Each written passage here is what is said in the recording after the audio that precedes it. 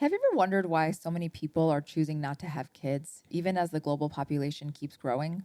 It's a paradox that speaks volumes about the world we live in today. From skyrocketing living costs to shifting cultural norms and the hyper digital age we navigate daily, the reasons behind this trend are complex and they affect all of us. Today, we're diving into the concept of social infertility, the idea that external pressures and circumstances, rather than biological factors, are leading more people to decide against parenthood. Along the way, we'll share our own experiences, grapple with tough questions, and reflect on what it means to make or not make the decision to have children in the 21st century. Welcome to Tell Me More and Then Some. I'm Alina. And I'm Angeline.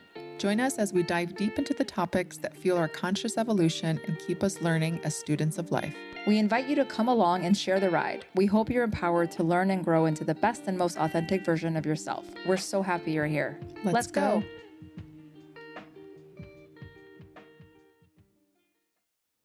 Okay, let's start with the basics. So, have you heard of social infertility? It's this idea that many people who want kids might not have them, not because of biological issues, but because of societal barriers. So, factors like financial struggles, the rising cost of living, not meeting the right person, loneliness, or just the complexity of modern life are huge contributors. And it's becoming more common, especially among Gen Z and millennials. Yeah, it makes me sad when I think about the younger generation and sort of this lack of human connection. Like we see them on social media. I even think about these dating apps, which are just horrific from personal experience and just like listening to my friends talk about it. And I just picture these, 20-some-year-olds in their basement playing video games, getting on social media, just doom scrolling, for hours and hours. And they think that they have this connection to people, but, getting on FaceTime or getting on your, gadgets is not connection. And makes me think of this thing known as empathetic resonance. I don't know if you've heard of that, but it essentially means what it sounds like it means. It's something that it creates a connection based on a shared emotional experience.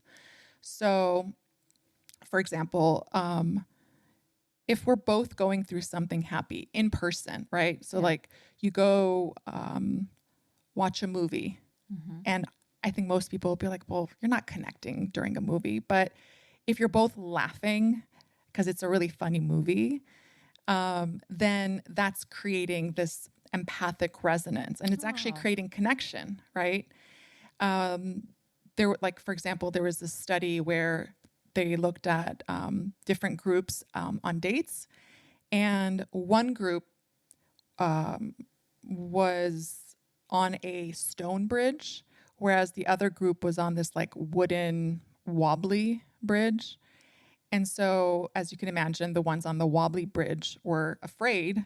And so what happened is they actually had a greater connection than the ones on this stable stone bridge. Whoa. So I think there's a lot that we just don't see when it comes to like our brain and neuroscience, these things that are happening and have happened for, centuries because we connected in person. And with the rise in technology, we have less and less of that. And I think we really underestimate the importance of, in-person connection. Yeah. No, that's great. I've never heard of empathetic resonance. Yeah. And so it is really an argument, like, how we have arguments around like hybrid and remote is the same thing. We have Zooms, etc. No. So it's just not the same. Mm-mm. Yeah. And I know that could obviously be a big factor that contributes to it. And it's interesting, just moving back into like population growth in general, it's expected to peak. Our global population is expected to peak between 2060 and 2080 at around 9 to 10 billion people. But fertility rates are actually declining. So for example, a woman might have had 5 kids 35 years ago. But if you think about today, each of those children might have only 1 or 2 or none. And so just because the global population continues to grow for now, these dynamics are shifting, and at some point it will start to decline. And it's one of the things that we really want to talk about because there's many different factors. Yeah, and one of the biggest reasons that people give for not having kids is economic reasons, right? And so with the cost of living skyrocketing with little signs of it slowing down, financial stability feels out of reach for a lot of people. And Dr. Bernice Kwong, who's a demographer is a person who studies stats such as births, deaths, income, incidence of disease, and how these things impact human populations, has surveyed Gen Z and millennials asking if they intend to have children, and if so, how many. And I guess the results were a little surprising. I don't know if they were surprising to you, but so essentially twice as many 18 to 25-year-olds, so about 15%, now say that they'll never have children, compared with 15 years ago, that number was half. It was 7 to 8%. And then many they're just not sure.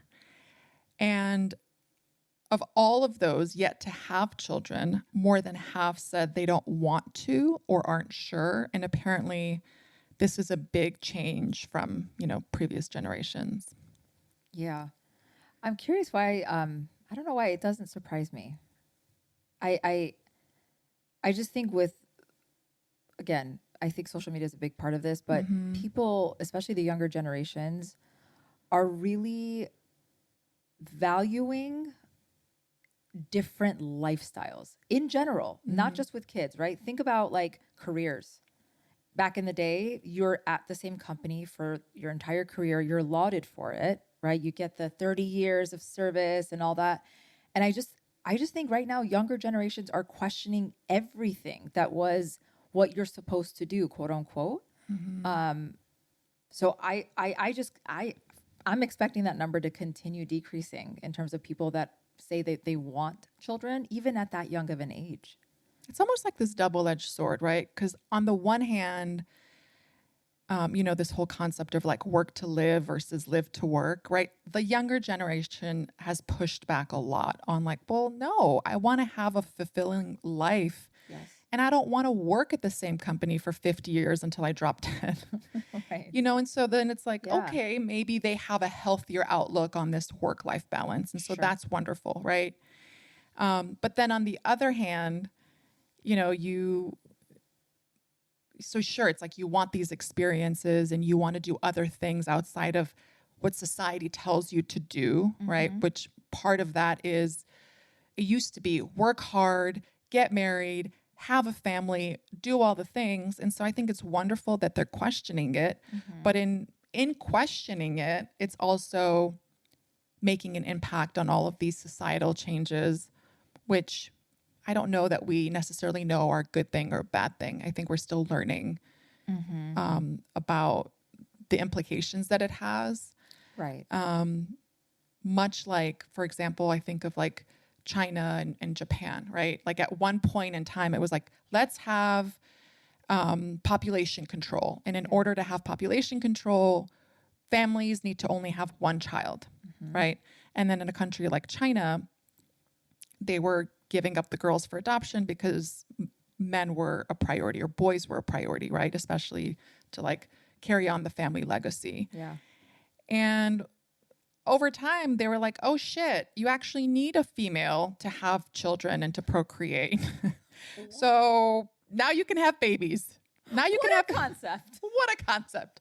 So now you can have 2 children. And then, I forget if it was like 2015 or beyond, where you can now have 3 children. And then there are all of these tax incentives and other incentives encouraging people to have more children. And then, there's also these like generational gaps, right? You've got a generation of folks that are retiring, and then you've got a really young generation. So then there's nothing in between. So who's moving the economy along? Who's doing all of the work? Where's the workforce? Where's the workforce? Yeah. But I think it takes humanity Like we do these things, we're wonderful at like creating things and concepts, but then it takes a while for us to catch on to what those decisions mean. And the impact, like long And term. the impact, Yeah. correct. Yeah, that's well said. Yeah, no, that is interesting. I do wonder how much of it is purely financial and how much of it is influenced by the broader societal shifts, like the fact that these younger generations value experiences or personal freedom over these traditional milestones that we've set. I think it's a good question to consider. Yeah, you know, something I think about often is this concept of growing up, like surviving versus thriving. And so when I think of my parents and generations before them, I wonder how many of them were raised to just survive versus thrive. And if you think about single parents or immigrant parents, how much time did they actually have to devote to teaching us things and stopping and taking the time to explain things to us and creating an environment where we're thriving versus literally just surviving. Getting through the day, right? Yeah. Like they're working, they probably have a couple of hours with us and there's passive time, right? Like you're getting through dinner, maybe you're watching TV. And so I do think of like this concept of, is it better to raise your children to thrive or to survive? And maybe there's a combination there, right? Of like resilience that comes from, or greater resilience that comes from surviving. And then if you're doing everything for your children and creating an environment where they're thriving, which I think is the good way to go, right? You want children who thrive. Yeah. Yeah. But then also allowing enough space where they're learning some of the hard things on their own. Yes. So that they can be, so that they can thrive on their own when they're adults, essentially. Yeah. I think you make a good distinction between the surviving and thriving. And when we say like raising them to thrive, we're not saying, I assume, and you tell me if I'm wrong with what you're thinking, you're not saying doing everything for them and paying for everything. Raising them to thrive includes things like helping them emotionally regulate. Like, right? That is something. To maybe not increase your children's anxiety around some of the stressors in your marriage. So for example, I keep thinking about us being kids. Like I heard a lot, my mom saying, we're not going to make rent this year. We're not going to this month. We're not going to make rent this month. There was so much financial stress. And I can't lie and say that that's not going to impact how I think about parenthood and having children, et cetera. But yeah, I think generations past, especially like, you know, our family being immigrants, I can see the whole survival was a big part of raising us and us growing up. Yeah, or even just the support of like, oh, I'm going to drop you off and pick you up from school instead of, oh, figure out how to take the 3 buses to school, right? That's right. That's right. Or, yeah, to your point, that emotional availability, right? So that you can know how to emotionally regulate. Yeah. And being more involved in school, right? What your interests are, taking you to your, you know, basketball game or your football game or your tennis match, all like being involved, going to PTA meetings. Yeah. I'm blown away when I look at some of the things that my friends do on a daily with their children. And I'm like, pfft. And we laugh about it because, you know, I have friends who were athletes and they can count on one hand how many times their parents actually came to a game, because in most instances they were both working, right, and they just didn't have the bandwidth to do those things. Yeah. And to be that involved in their children's lives. Absolutely. Yeah, I think that's a great way to describe thriving, raising thriving kids. And again, back to what we were talking about with Gen Z and younger generations, I think again, they question, well, this is what I saw. My parents weren't thriving. I don't want to just quote. Actually, it's funny. Someone I was talking to that has had kids is older. I was mentioning some of my anxieties around it. And she says, you just make it work, Angeline, you make it work. And I said, I don't want to make it work. I want to thrive. My parents made it work. It's not a good example to me. I don't want to recreate that environment if I want to have kids, So this idea of like, we all did it. We had no idea what we were doing, but we all did it. Like, yeah, you did it. And you effed a lot of us up in the process. So it's just an interesting phrase that I hear quite a bit in terms of you make it work. I get it. But also I want to be mindful about how I make it work and not struggle through it. So I think it's actually one of the reasons why I didn't want children. Like I remember being super young and I loved kids and I loved playing with kids. And then I remember being in high school and really observing other parents and children, myself, the hardships that I was going through and thinking, I don't think I ever want to have children. This is really hard. in high school? This is a lot. Yeah. Wow. Like this is a lot of work. And there just seems to be a lot of suffering and hardship. And yeah. I don't want to do this. And I don't want to put somebody else through this. So What a young age to think that. You're such a wise person. girl, I don't know who you are, but in high school to think that way, like that deeply about it, wow, it blows my mind. And it just, I don't know. It aligns. I mean, when did you start thinking about it? Girl, when I was in high school or even younger, it was always when I grow up and I have kids, like that was always like, oh, I'll be in my late 20s, mid 20s. And I never thought about it intentionally, to be honest with you, until I probably got married or was planning our wedding. Even when dating Andrew, I didn't think that hard about it. There was conversations about egg freezing and all that stuff, coming up. But like, I was like, I'll be fine. If it happens, I always say, if it happens, it happens. Like, it was never very intentional on my end. So it's just fascinating. I wonder how many, like, if we asked people, like, when it first came to mind, what the answers would be. Yeah. I remember, again, like society has such a huge role in this, right? It's like, especially for women, because we really are up against a clock. Yes. And I remember my mom, again, I don't think she meant anything harmful in making this comment, but she made it in Farsi. She would say things like, what's the use of an apple tree if it has no apples? And I'm like, am I the apple tree? So is my existence like, you're not bearing fruit. Yep. But you have those societal pressures to have children. And I think that especially as a woman, there's really that pressure. Oh, yeah. There's actually this book called Panic Years. It's like Dates, Doubts, and the Mother of All Decisions. This woman, Neil Frizzell, she talks about the period in a woman's life she calls the panic years, and that's typically between her late 20s and late 30s/early 40s, when decisions about relationships, careers, and motherhood become essentially unavoidable. And the impact of societal expectations, monetization of fertility treatments, and just these complexities of balancing our personal desires with external pressures. She also talks about things like gender conditioning, work culture, social care on women's decisions.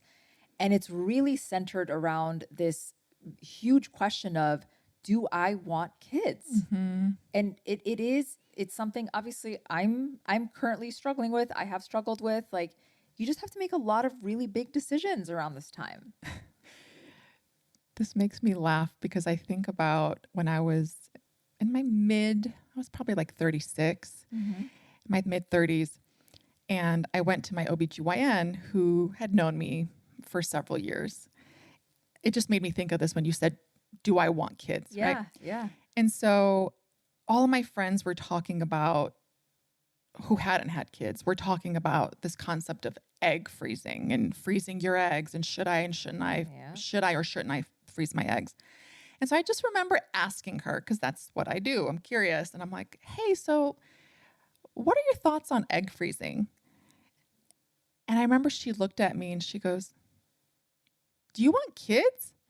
And I was like, I don't know. And she's like, I never knew this about you. Like, I never knew that you wanted children. I thought that maybe you didn't want them. And you had been going to her for a while. Yeah. So she knew me, right? So she was totally thrown off with my question. Yeah. And she pretty much looked at me and said, after chatting about it for a bit, she's wonderful. But after chatting about it, she looked at me and she goes, you love to travel. Why don't you take that money that you would be putting into egg freezing and just spend it on your travel? Wow. And I actually appreciate that about her, right? Because she was like, absolutely. what? Why are you asking me this question? And, I have no regrets that I didn't freeze my eggs. Right. Because I don't have any regrets that I haven't had children, won't have children. Exactly. Yeah. But again, why are you asking me this question? It's because of these societal pressures. And we just hear about the experiences. So thank you for sharing that. That was a great example. And as a woman, I don't know, because maybe I'm missing that gene, but I think as a woman, there is this biological evolutionary need and feeling, maybe.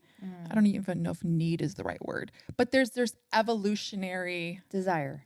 Great word. Yeah. Desire to be a mother. I can't tell you how many friends I've heard say, I always knew I wanted to be a mother. Same. Like I couldn't wait to be a mother. And I think that's beautiful.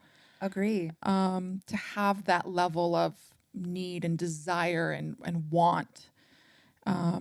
And then to do it and be like, wow, this is the best thing that ever happened to me, right? Yeah. So that's wonderful.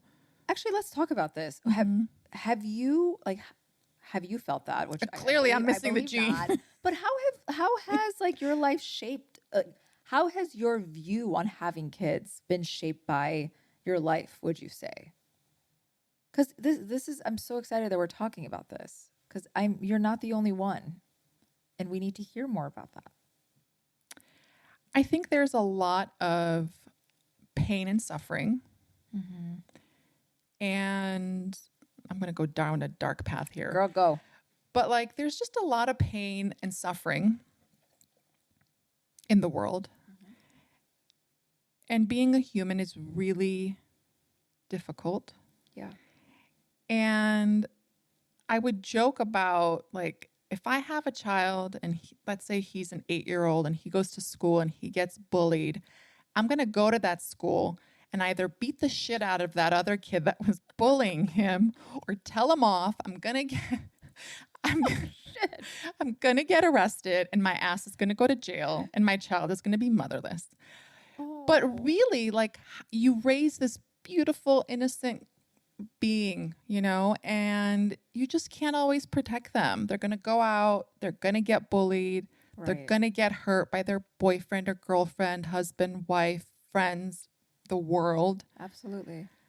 And it's heart-wrenching. And so I just didn't want any of that for myself or my child, I think. And I remember my mom saying, I would say these things to my mom and she'd be like, well, it's a good thing that the world doesn't think that way, that because, humanity would come to a halt as we know it, which she's right. I'm so grateful for all of the women who continue having children. Right. Yeah. Hopefully they're women who are decent mothers. Well, and decent fathers.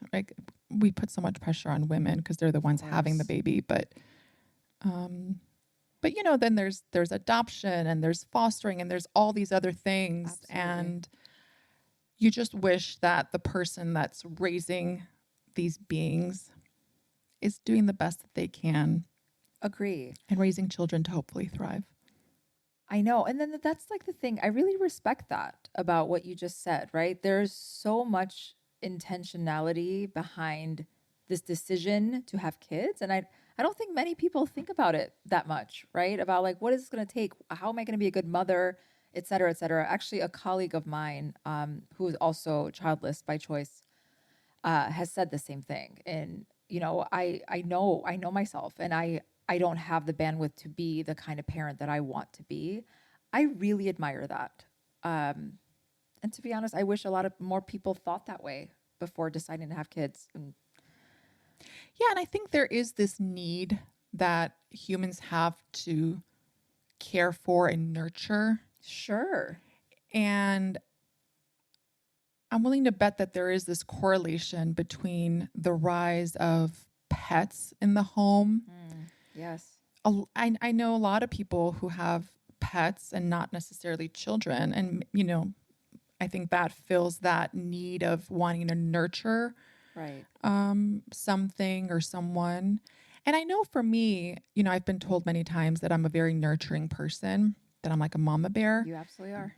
And I think for me, I get that satisfaction from being nurturing to the ones that I love, whether it's, my friends, my family,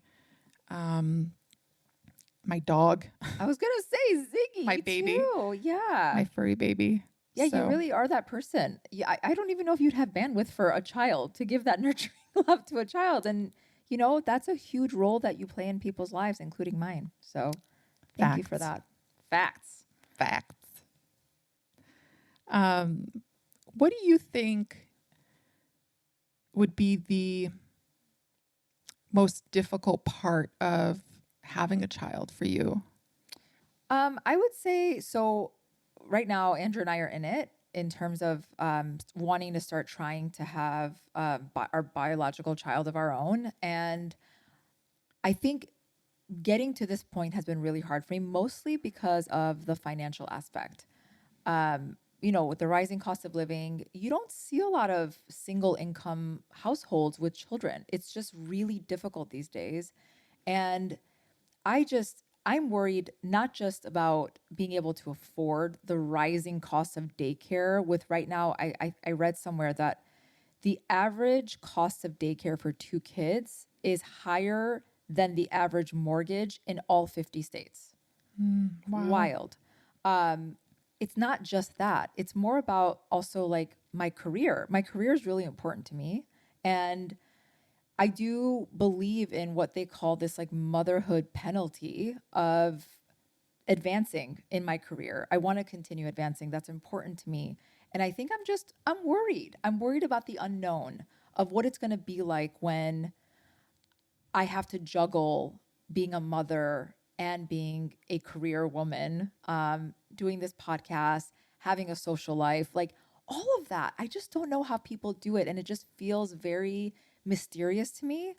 And obviously, like there are reasons I'm still continuing to move forward and with Andrew because we've talked about this and how we're going to try to manage it, but you don't know until you do it.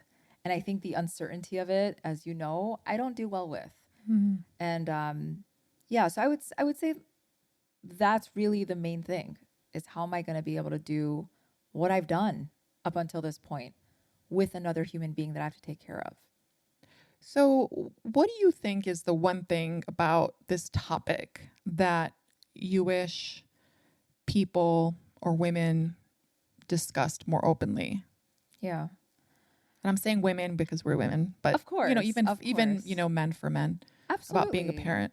Yeah, I think this is just a lot being a parent. I wish more people talked about how hard it is. I think there might be guilt sometimes with people that are new Absolutely. parents, right? Oh, or just parents, period. In general, Yeah. because they don't want to seem ungrateful, and obviously they love their children, but I don't think there's anything wrong with talking about these struggles, the daily struggles that you have. And I'm seeing it more on social media. I follow a lot of like parenthood, motherhood pages where, again, I just keep thinking about chaos of like the mental load that one of the parents takes on, including things like what's going to go into the kids' lunch boxes tomorrow, who packs the lunch boxes. Oh, their friend Timmy at school, his 1-year-old birthday is coming up in a week. Did we buy a present for that? All of that going on, doing the laundry with a dual income household and both parents working, I just want to hear more about how people manage it, because obviously it's difficult, but talk about it.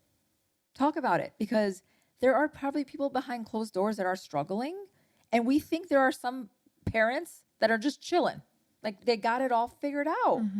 And they don't. I feel like the more I talk to parents when we have that vulnerable trust with each other, I hear more and more about the challenges that they experience. It's just not the first thing that's going to come up, right?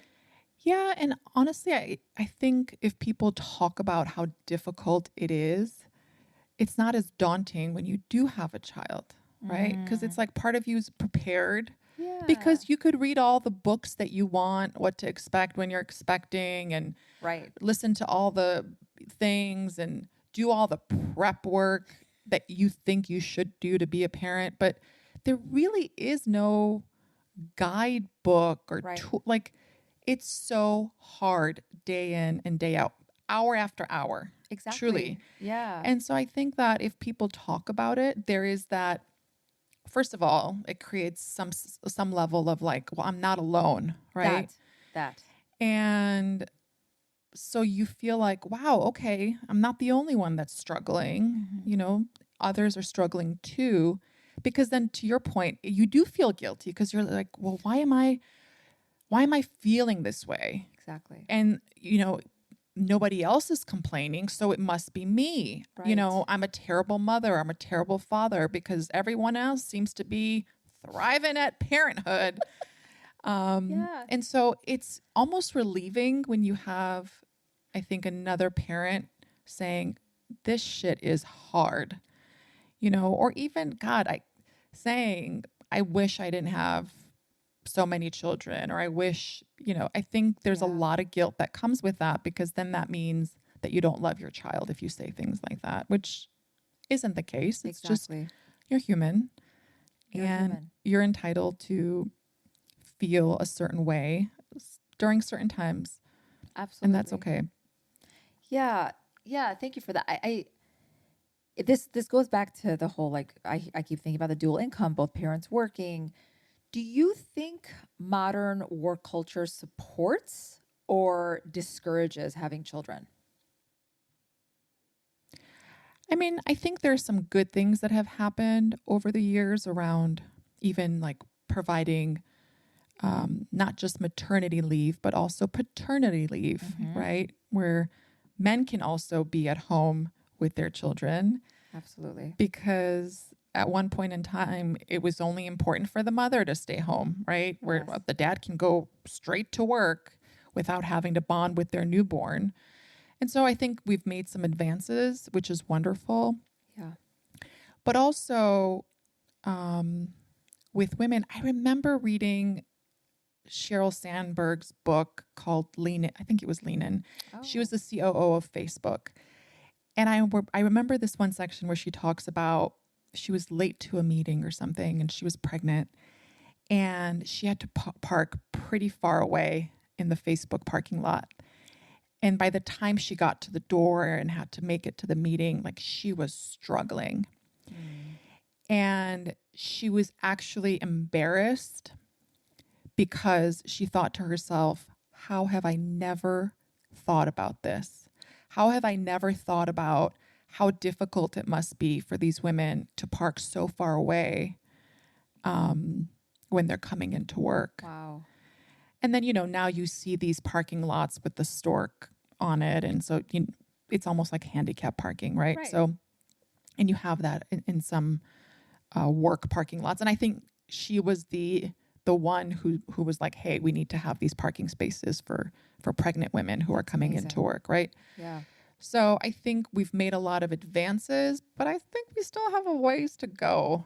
Yeah. With like certain companies giving you more or less maternity leave. What do you think? Agree. I mean, I think absolutely we've made advancements. I mean, I remember I had a client, we went into their offices. This was like 7 years ago. And they had like nursing pods within the office. And I love seeing things like that because, again, it acknowledges all of the intricacies of being a mother. And I think obviously it depends on the company and the culture that you work for. I don't know if there is a fix to the fact that you're just not going to be performing the same, especially early on in your child's life. You're sleep deprived, both parents. They're sleep deprived, waking up in the middle of the night.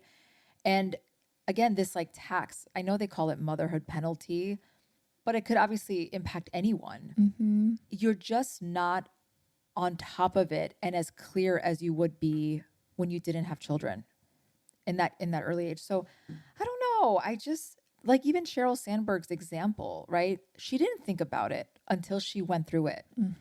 And especially in male dominated industries, if you're in banking, for example, they're not thinking about it. Your boss's boss's boss is not thinking about, well, I'm not generalizing, but I'm trying to make a point. You know? Yeah, but even to be fair, like for someone like me or even Sheryl Sandberg, right? It took her being pregnant to empathize and understand. Yes, absolutely. You know, just like there are Absolutely. many things that my friends with children really understand that I'll never understand. Right. You know? Right. And I think whether you're male or female, right? Because you also have you know, male gay relationships where they're Yes. adopting children. You know, I had two of my friends, each of them had a surrogate with their sperm, which is so beautiful. I love that. But you have these families where both people have to work, male or female. Yeah. And you need all the support that you can get at home and at work. And creating an environment at work where you can thrive, I think, is truly essential. And having, let's say, colleagues or a boss who understands that you just had a child. Yes. And so there's some level of understanding that should come with that. And I think we still have a ways to go, but we're getting there. Absolutely. We are Hopefully. getting there. We are getting there. I just love seeing people that are such badasses that are just doing the thing at work and they make it work. My favorite phrase. But yeah, we have ways to go and we'll get there. Yeah, I think that our jobs and our work environment needs to be a bit more flexible and a little bit more understanding and inclusive when it comes to colleagues and their children. You know, like I have someone on my team who he drops his two children off to school every morning and he does pick up. And so I know that between that, you know, this time and this time, he's going to be in the car taking his children to school. And so I know that if we're on a call, I'll always preface by saying something like, well, just so you know, so-and-so is going to be in the car, so he won't have access to his desktop, for example. Or, you know, if someone on my team has a doctor's appointment for their children, you know, they'll be like, oh, I'm going to take my lunch hour and take my child to the doctor. Like, you have to understand that being a parent isn't fully on pause when you're a parent, you know, who's also working. Now, you know, if you're a surgeon and you're in the operating room, that's a little different. But you know what I'm trying to say. You know, we just need to be more supportive because we talk so much about family and friends being supportive and these communities being supportive of, you know, having children. But also we need that same support in the workplace. We need more of that. Absolutely. Absolutely. I mean, that even goes into like the benefits. Like, I feel like I've seen adoption, like leave for adoption, right? Whether or not you're a mother or a father, you get the same leave that you would get if you had your own biological child. So I think that's great. Yeah. Resources at work, right? Yes. Yeah, we've come a long way and hopefully we keep going. This conversation isn't about deciding whether having kids is good or bad. It's about recognizing the complexity of these decisions in the world that we live in today And at the end of the day, the decision to have children or not is deeply personal. It's part of a larger story about redefining success, fulfillment, and connection in our lives. And it's not just about biology. It's about what we want our lives to look like and what's realistic given the world that we're living in. Mm-hmm. Yeah. And it's about making space for different paths and perspectives, whether that includes parenthood or not. This was fun. This was really fun. Yeah. Yeah. This was a topic that's been on my mind. So I'm glad we just talked about it. Yeah. Thanks for sharing. Thank you. So we'd love to hear from you, the listener. Please share your perspective or experience on our latest Instagram post. And at the end of each episode, we like to ask one another and encourage you, the listener, to ask yourself, what is bringing you joy lately? What's bringing me joy?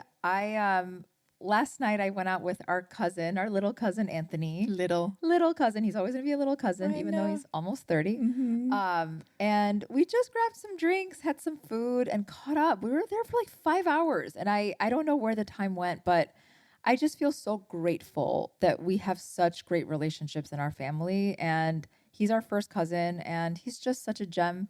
And yeah, just brought me so much joy. Anthony, if you're listening, thank you. He is the baby, though, on our maternal side. He's the youngest. He's the youngest cousin. He's the baby. I know. But he ain't no baby. I'm telling you. No, he's not. Wise soul. He's got we love the best him. hair. The best hair. How about you, Alina? I'm going to say I went to Trader Joe's the other day, and I was leaving, and I saw these plants after I had checked out. They need to work on their placement of their plants. But anyway, I left, and they had these gorgeous calatheas, and I bought not only one, but two. So I went back in, and the lady's like, they got you, didn't they? I'm like, they sure did. So calatheas, for anyone who knows, they are really hard to not kill. Some of them are easier than others, but they just require a lot of humidity, and they're so pretty. They're beautiful, but they're so hard because they really love like warm, humid. Oh boy. It's not too much sun, too little sun, too much water, too little water. So I'm going to keep them alive for as long as I possibly can and enjoy them, and hopefully just get as much joy out of them as I can until hopefully I don't know. I'm not going to put it out there. Don't put it out there. I'm not putting it out there. You're going to nurture them and take care of them. Yeah. Because you're a nurturer. All right. Well, many of you ask how to best support our podcast, and we appreciate that. So if you've enjoyed this episode and you like the show in general, please share it with a friend. We appreciate your continued love and support. That's all we've got for you today. See you next time on Tell Me More and Then Some. We hope you enjoyed this episode. If you did, please rate and review to help us reach more listeners. To learn more, make sure to follow us on all the socials at moreandthensomepod. Join us for new episodes every Wednesday on Apple, Spotify, or wherever you listen to podcasts. Until next time, stay curious, learn more, and talk about it.